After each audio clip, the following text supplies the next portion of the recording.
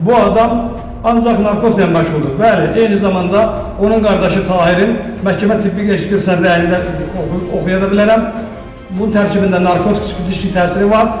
Kanalımıza müraciət edən Yevlax rayonunun Əkşəm kənd sakini Mahir Orucov bildirir ki, 2024-cü ildə oğlunun qətli ilə bağlı aparılan istintaq düzgün araşdırılmayıb və istintaq materiallarında yer alan bəzi məqamlarla razı deyil. Vətəndaşın müraciətindən sonra qarşı tərəf Əkşəm kənd sakini Rəşad İlyasov da Kanal 21-ə müraciət edərək hadisənin Mahir Orucovun danışdığı kimi deyil, başqa cür baş verdiyini demişdi. Bugün isə Mahir Orucov yenidən kanalımıza müraciət edərək Rəşad İlyasovun dediklərini təkzib edib və məsələ ilə bağlı ciddi iddialar səsləndirib. Daha ətraflı vətəndaşın öz dilindən dinləyək. Mən Yevlax rayonu Əkşəm kənd sakini Orucov Mahir Valihoğlu Kanal 21-ə oğlum Musanın öldürülməsinə bağlı müsahibə vermişdim. Qarşı tərəf İlyasov Rəşadoğlu oğlumun ölümündə birbaşa iştirakçı olub dəstən yığıb gətirən Tahirin qardaşı müsahibə verir ki, mən böhtan danışıram. Ancaq mən indi burada faktlarla mənə Yevlax prokurorluğunda onların verdiyi ifadə fakt əlindədir. İndi onu bax buradan ittiham vaxtından oxuya bilirəm. Tahir belə bir cümlə verir. Mən həmçinin bildirmişdi ki, Musaya çox üzv vermişsən. Arada Musanı mənə ver, aparım onu qəbristanlıqda başa salım. Hadisə yerində olan zaman Musa və Fəqan Şəhriyarı vurmamışlar. Kafede olan zaman Musa və Fəqan Şəhriyarla mübahisə etmişdir və bu zaman mən gəlib Musanı vurmuşdum. Musa da onu vurduğu üçün bu dəstəni çağırıb və Pənahın da ifadəsində bu öz əksini tapır.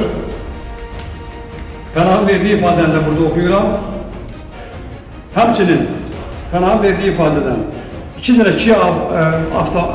iki avtomobili, biri ağ, biri qara bizə yaxınlaşdı yüksək sürətlə. Musa məni yoldan ötürürdü, anar gəlib mənə aparacaqdı.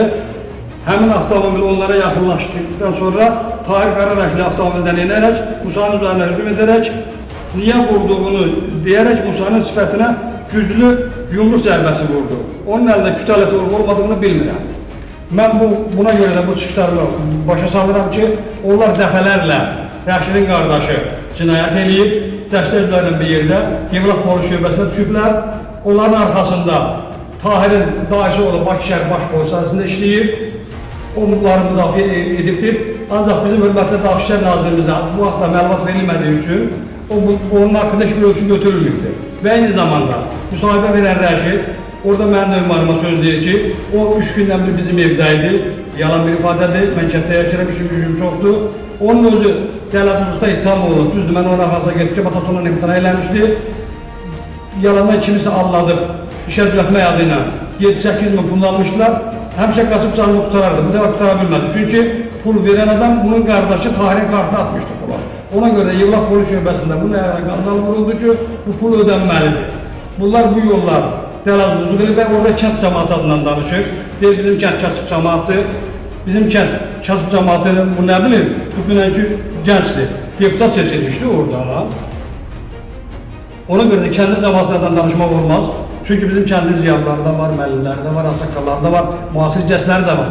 Bu adam ancaq narkotiklə məşğuldur. Bəli, eyni zamanda onun qardaşı Tahirin məhkəmə tibbi ekspertinin rəyində oxuya da bilərəm. Bunun tərkibində narkotik spirtli təsiri var. Və bu spirtli təsirin altında özü deyil, mən aparırdım barışdırmağa. Burada Kamilin ifadəsi var. Məhkəmə Yevlax prokurorluğunda Kamilin də var ifadəsi. Adam barışdırmağa gələn düşən kimi maşından yumruq vururdu. Və eyni zamanda mən hakimlər haqqında deyirəm. Yevlax hakimi Qalib Paşayev və Şəki Ağızatın hakimi Rafael Əliyev mənim oğluma vurulan bıçaqla oğlumun yarası və məhkəmə tibbi ekspertinin rəyi üstünə düşmür. Burada 2 bıçaq çıxıb ortaya. Bunlar ancaq bıçağın birini göstərirlər və eyni zamanda məhkəmə istintaqını yalandan apardılar. Məhkəmə istintaqında da mən sübut elədim ki, mənim oğluma vurulan bıçaq bu deyil. Kaç yaşında ölçdüm. Rafael Əliyev ölçməyə də qoymurdu. Bıçağın da bintini boşaldırdı. Bıçaq bir əllə açılmır. Şəhərlər dəfələrlə deyir ki, mən bıçağı bir əlindən açmışam. Mənim oğlumun sol əlində kəsiyi, barmağında, arxa hissəsində kəsik və eyni zamanda çənə sümüyünün qırılması, dodağının kütlələ vurulması, bunların məhkəmə tibbi ekspertinin rəyinə uyğun olaraq mən deyirəm. Onda məhkəmə istintaqı yanlar mənim oğlumu onda kim vurub? Bir dənə Şəhriyar qalır ortada cinayətkar qismində. Onda bıçağı ilə mənim oğluma vurulan bıçağın ölçüsü gəlmir. O bıçağın eni 44 mm-dir, mənim oğluma vurulan bıçaq 15 mm-dir. Xahiş edirəm baş prokurorluqdan, cənab Kamran Əliyevdən, Ali Məhkəmənin sədri cənab İnam Kərimovdan, Şəki Məhkəməsinin qərarı vurulsun və iş geri qaytarsın. Və eyni zamanda xahiş edirəm, adam öldürən nə vaxtdan xuliqanlıq maddəsi ittiham olunur. İlyasov Tahir xuliqanlıq maddəsi ilə ittiham olunur, göndər Yevlax Məhkəməsinə. Və buradan belə bir cümlə işlədirəm, heç kim arasında püskün arzulamıram. Əgər bu hakimlərdən, prokurordan birinin oğlu, mənim oğlum kimi öldürülsəydi, xuliqanlıq maddəsinə görə ittiham eləyərlərmi? Və cənab prezidentdən xahiş edirəm. Cənab prezident, mənim 24 yaşlı nasıl yerə oğlum öldürülübdür. Xahiş edirəm, mənim oğlumu vuranlar cinayət məsələ cəlb olsun. Mən bilim ki, mənim oğlumu bunlar hansı şəraitdə və nə ilə vurublar. Hələ də mənə qaranlıq qalır ki, oğlum nətər öldürülür? 5 nəfərin adəsində. Sağ olun, kanal elimlə minnətlərimi bildirirəm əvvəlcədən və dövlətiniz sağ olsun, dövlətiniz var olsun. Başda Ali Başkomandan cənab prezidentimiz olmaq şərtilə.